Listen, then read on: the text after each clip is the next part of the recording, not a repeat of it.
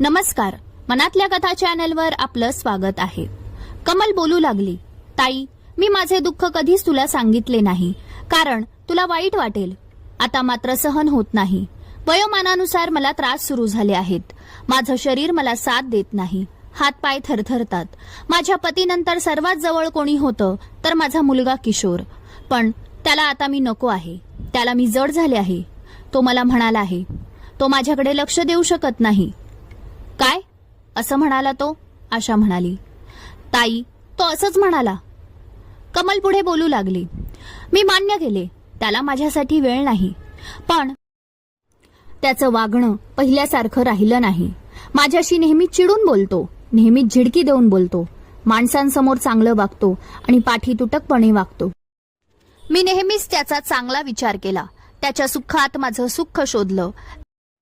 त्याच्या मुलांना सांभाळायला, मुग्धाला नोकरीला जाता यावं म्हणून मी राजीनामा दिला. आयुष्यभर फक्त त्याच्या आणि त्याच्या संसाराच्या सुखासाठी झटले, पण मला बदल्यात अशी वागणूक मिळेल असं कधीच वाटलं नव्हतं. कमल रडू लागली. कानात कोणीतरी गरम तेल ओतत आहे असेच झाले.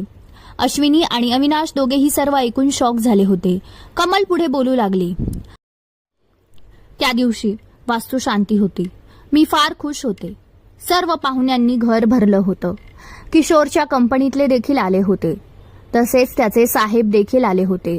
मी प्रसाद वाटत होते. प्रसाद देताना साहेबांच्या शर्टवर प्रसाद पडला. हेच केशवने पाहिले. त्याला प्रचंड राग आला. त्याने मला उठवून बाजूला बसवले. मी जाणून बुजून केले नाही. नंतर मी सर्व पाहुण्यांशी गप्पा मारू लागले, पण हल्ली बोलताना मी अडखळते.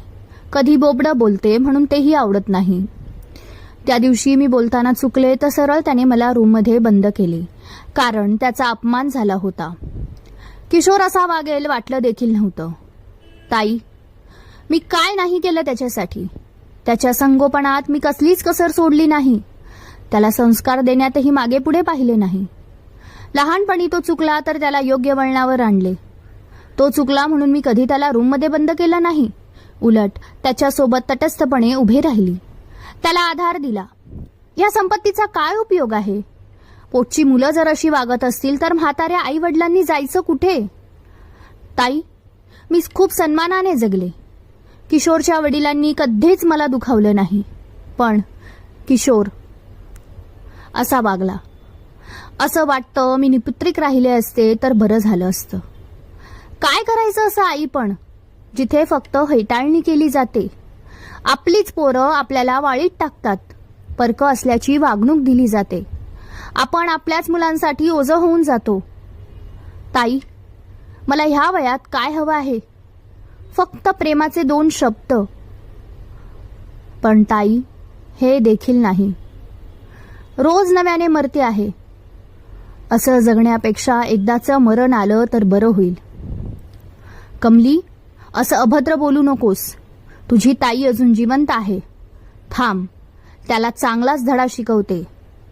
आशा कमलच्या तोंडावर हात ठेवत म्हणाली.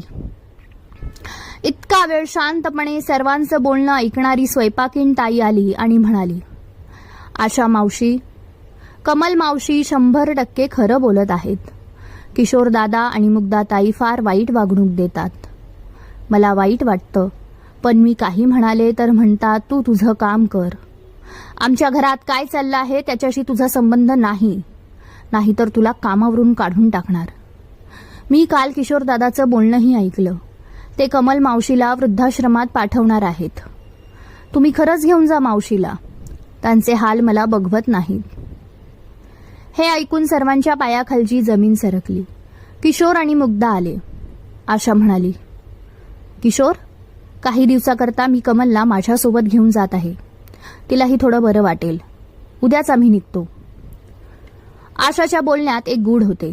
अश्विनी आणि अविनाशला ते समजलं. आधी किशोर आणि मुग्धाने नकार दिला. नंतर मात्र दोघेही तयार झाले. असंही किशोरला माहीत होतं, आई काही झालं तरी घरात काय चालू आहे हे मावशीला कळू देणार नाही. आईच्या ह्याच वृत्तीचा जणू त्याने गैरफायदा घेतला होता.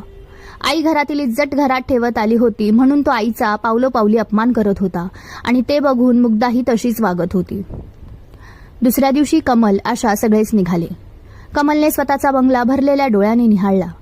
असंख्य कटू आठवणीसोबत ती गाडीत बसली. किशोर आणि मुग्धाला अजिबात पाहिले नाही. मुग्धा आणि किशोरने सुटकेचा श्वास सोडला. आता काही दिवस तरी कमलच्या जबाबदारीतून मुक्त झाले होते. जशी गाडी नजरेआड झाली तशी मुग्धा किशोरला म्हणाली, आईला वृद्धाश्रमात पाठवायचे आहे. तेथील साहेबांना सांगा त्या अमेरिकेहून आल्यावर येतील. किशोरने लगेच फोन लावून सांगितले. आशा कमलला घेऊन खरं तर अमेरिकेला न जाता तिच्या गावच्या घरी गेली होती. काहीतरी महत्वाचं काम करायचं होतं. त्या कामात अविनाश अश्विनी मदत करणार होते. 10 दिवस झाले. किशोरने मावशीला फोन लावला आणि म्हणाला, मावशी, आईला कधी पाठवते आहेस घरी? लवकरच, आशा म्हणाली. ठीक आहे, मला जरा काम आहे मावशी, नंतर फोन करतो. किशोरने फोन ठेवला. किशोरने वृद्धाश्रमात फोन लावून आई थोड्याच दिवसात येईल असे सांगितले. कमलवर जीवापाड प्रेम करणारी बहीण असं सहज कसं निघून गेली? तिने राग गिळला होता का आणखी काही कारण होते? किशोरचा वाढदिवस होता. त्याच्या अनेक मित्रमैत्रिणींनी शुभेच्छा दिल्या. बेल वाजली. पत्र आले होते. कमलचे पत्र होते. प्रिय किशोर, तुला वाढदिवसाच्या खूप खूप शुभेच्छा. मी अमेरिकेला गेलेच नाही. मी ताईसोबत गावी आहे. तुला एक गिफ्ट द्यायचं आहे. एक नोटीस पाठवली आहे, वाच. श्रीमती कमल यांचा बंगला आणि सर्व प्रॉपर्टी आश्रमाला दान करण्यात येत आहे. त्याच्या डोळ्यासमोर अंधारी आली. मी असा का निर्णय घेतला तुला पटलेच नसावे. तुला काय वाटलं मी मावशीला काहीच सांगणार नाही? तुझं रुक्षपणे वागणं, तू जसा माझ्याशी वागला ते सर्व काही मी सांगितलं आहे. झाकली मूठ 1.25 लाखाची म्हणतात ते बरोबर आहे. पण आपल्या गळ्यापर्यंत पाणी आलं आणि नाकातोंडात पाणी जायला लागलं की माणूस हातपाय मारतोच. तू खूप दुखावला आहेस मला. एक वेळ मुग्धाचे वागणे विसरू शकते, पण तुझे नाही. तू तर माझा पोटचा गोळा होतास ना. तू काय कर्तव्य पार पाडलीस? उलट वडिलांच्या कमाईवर फक्त मजामस्ती करत राहिलास. किशोर, मी आई म्हणून सारी कर्तव्य पार पाडली, पण तू तर माझ्याशी साधा माणुसकीने देखील वागला नाहीस. ह्या काळात मला तुझ्या आधाराची खूप गरज होती आणि तूच मला वृद्धाश्रमात पाठवायला निघालास. खूप ओझं झाली होती का रे? तू लहान होतास तेव्हा म्हणायचा, आई बाबा मोठेपणी तुम्हा दोघांना सांभाळणार. मन भरून यायचं. तुझा खूप आधार वाटायचा. ही अपेक्षा म्हाताऱ्या आई वडिलांनी मुलांकडून करणं चुकीचं आहे का? बरं, हे चुकीचं असेल तर मग म्हाताऱ्या आई वडिलांनी जायचं कुठे?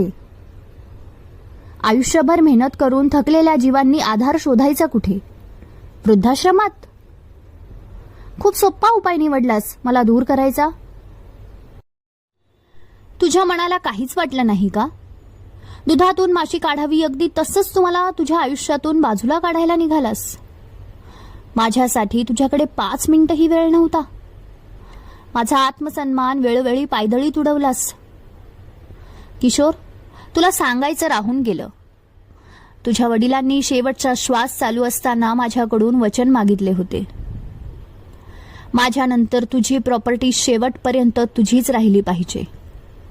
मी त्यांना वचन दिले होते, पण मनाला वाईट वाटत होतं. त्यांनी तुझ्यावर अविश्वास दाखवला.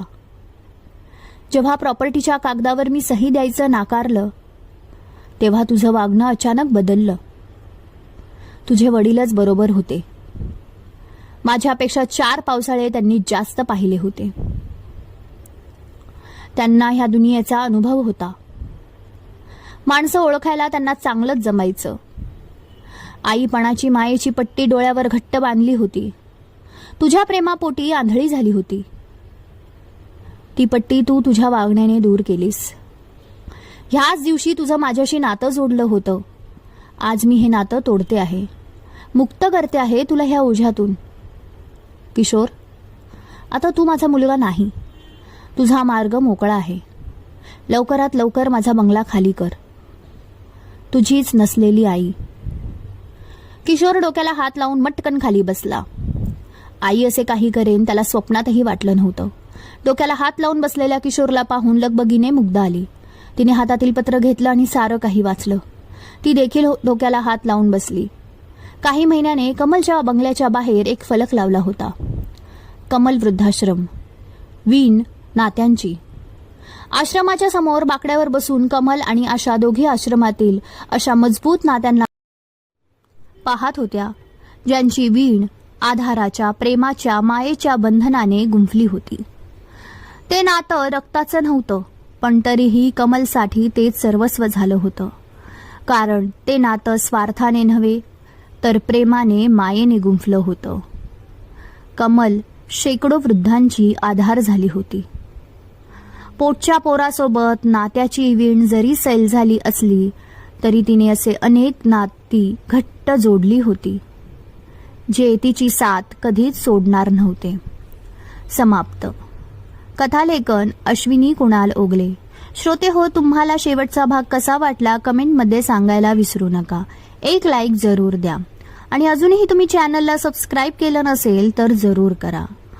चॅनलवरील इतर कथाही वाचायला विसरू नका. लवकरच भेटू नवीन कथेसह. धन्यवाद.